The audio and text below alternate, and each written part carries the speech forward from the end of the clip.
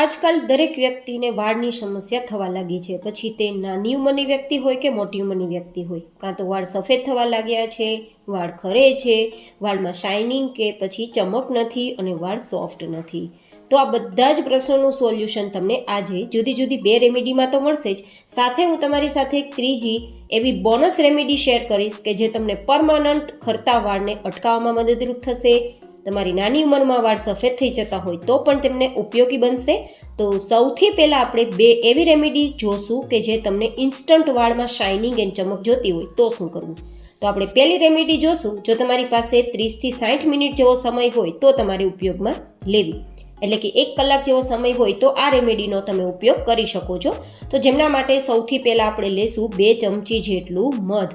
મધની અંદર એન્ટીબેક્ટેરિયલ અને antifungal properties હોય છે જે તમારા વાળને તૂટતા અટકાવે છે. અને જો તમારા વાળ બહુ જ ખરી ગયા હોય તો ધીમે ધીમે વાળમાં ગ્રોથ પણ આપે છે અને એક પ્રકારની ચમક અને શાઇનિંગ આપવાનું કામ કરે છે. મધ છે તે તમારે જરૂરથી લેવું જો પહેલી રેમેડીનો ઉપયોગ કરતા હોય તો.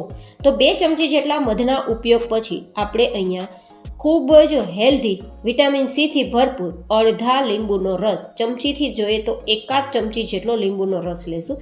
ઘણા લોકોને પ્રશ્ન થતો હશે કે લીંબુથી તો વાળ છે તે ડ્રાય થઈ જાય છે, પણ એવું બિલકુલ નહીં થાય, કારણ કે લીંબુની અંદર એન્ટીઓક્સિડન્ટ પ્રોપર્ટીઝ હોય છે તો જે તમારા વાળને ચમક અને શાઇનિંગ આપશે. સાથે સાથે આપણે બીજી એવી સામગ્રીનો ઉપયોગ કરશું જે લીંબુથી વાળને ડ્રાય નહીં થવા દે, પણ લીંબુથી વાળ છે તે મજબૂત થશે. સાથે સાથે બીજા સામગ્રીઓની સાથે મળવાથી તે વધારે ચમક અને શાઇનિંગ આપશે. તો લીંબુના ઉપયોગ બાદ આપણે ઉમેરીશું એલોવેરા જેલ, લગભગ 4 ચમચી જેટલું. જો તમારી પાસે ફ્રેશ એલોવેરા જેલ હોય તો વધારે સારું, ના હોય તો તમે આ રીતે જે કોઈ પણ કંપનીનું એલોવેરા જેલ આવે છે તે લઈ શકો છો. એલોવેરા જેલના ફાયદા શું થાય એ મારે તમને કહેવાની જરૂર નથી, કારણ કે એલોવેરાના ફાયદા લગભગ વ્યક્તિ જાણતા જ હોય છે.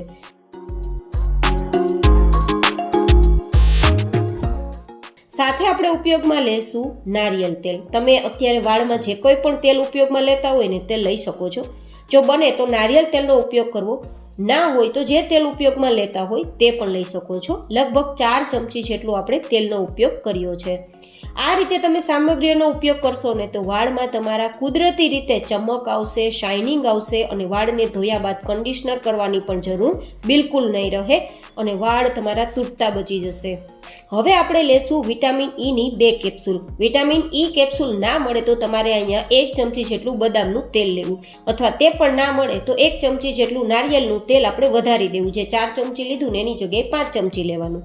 આ રીતે આપણે સામગ્રીનો ઉપયોગ કરશું. વિટામિન ઈની કેપ્સ્યુલ તમે જાણો જ છો કે પછી ચહેરાની ચમક હોય કે વાળની ચમક હોય, તેને આપણે વધારવામાં વિટામિન ઈની કેપ્સ્યુલ જેવી કમાલ કોઈ બીજી ના હોય, એટલા માટે ઉપયોગ કર્યો છે. અને હવે આપણે 1 ચમચી જેટલો કોફી પાવડર ઉપયોગમાં લેશું. કોફી પાવડરના કારણે એક નેચરલ ચમક આવશે તમારા વાળમાં. એમાં પણ જ્યારે તમે વાળને વોશ કરી અને જ્યારે સૂર્યતાપમાં જશો ને ત્યારે તો એટલી સરસ ગોલ્ડન તમારા વાળમાં શાઇન આવશે કે તમે વાત ના પૂછો. અત્યારે તો લગભગ વ્યક્તિ પોતાના વાળમાં હાઇલાઇટ કરાવે છે, તો એક ટ્રેન્ડિંગ છે અત્યારે હાઇલાઇટ કરાવવું. તો તમે નેચરલ ઘરે આ રીતે તમારા વાળમાં હાઇલાઇટ પણ જોઈ શકશો. એકદમ લાઇટ વેટ હાઇલાઇટ, અને પણ એટલી સરસ ગોલ્ડન હાઇલાઇટ તમારા હેર કરશે કે વાત ના પૂછો, એકદમ શાઇન કરશે. તો આ આપણે બધું જ મિક્સ કરી દઈશું. તો આ રીતે મિક્સ થઈ ગયા બાદ આપણે આ મિશ્રણને તમે જેવી રીતે વાળમાં તેલ નાખો અને કેવી રીતે મસાજ કરતા હોવ છો તેવી રીતે વાળના મૂળથી લઈને વાળની લેન્થ, જેટલા પણ તમારા વાળ લાંબા છે ત્યાં સુધી તમારે આ વાળમાં ઉપયોગમાં લેવું. જેવી રીતે તેલ નાખતા હોય ને તે જ રીતે તમારે વાળમાં લગાવી દેવું અને લગાવ્યા બાદ 1 કલાક સુધી આપણે રાખવાનું. જો તમારી પાસે સમય ના હોય તો 30 મિનિટ રાખી શકો છો, પણ સમય હોય તો 1 કલાક સુધી રાખી શકો છો. અને પછી તમારે તેને જે શેમ્પૂનો ઉપયોગ કરતા હોય તે શેમ્પૂથી તમારે વાળ ધોઈ લેવા. તમારે અહીંયા કન્ડિશનર કરવાની જરૂર પણ નહીં પડે. બસ તમે શેમ્પૂથી વાળ ધોશો અને પછી તમે જોજો તેની ચમક કેવી છે. અને ખાસ તમારા વાળ એટલા શાઇન કરશે કે વાત ના પૂછો. તમે વાળ વોશ કરશો ત્યાં જ ખરવાનું ઓછું થઈ જશે. હવે આપણી આ પહેલી રેમેડી તો તૈયાર થઈ ગઈ. કઈ રીતે યુઝ કરવો તે પણ મેં તમને બતાવી દીધું, પણ આપણી પાસે ઓછામાં ઓછો 30 મિનિટ જેવો પણ સમય નથી, તો શું કરવાનું? તો ઇન્સ્ટન્ટ રિઝલ્ટ માટે આપણે અહીંયા બીજી રેમેડી તૈયાર કરીશું. તો જેમના માટે 2 ચમચી જેટલું એલોવેરા જેલ લેશું અને 2 ચમચી જેટલું આપણે અહીંયા નારિયેળનું તેલ લેશું, સાથે 4 ચમચી જેટલું દહીં લેશું. ઘણા લોકોને પ્રશ્ન થતો હોય છે કે દહીંથી વાળ ડ્રાય થઈ જાય. બિલકુલ નહીં.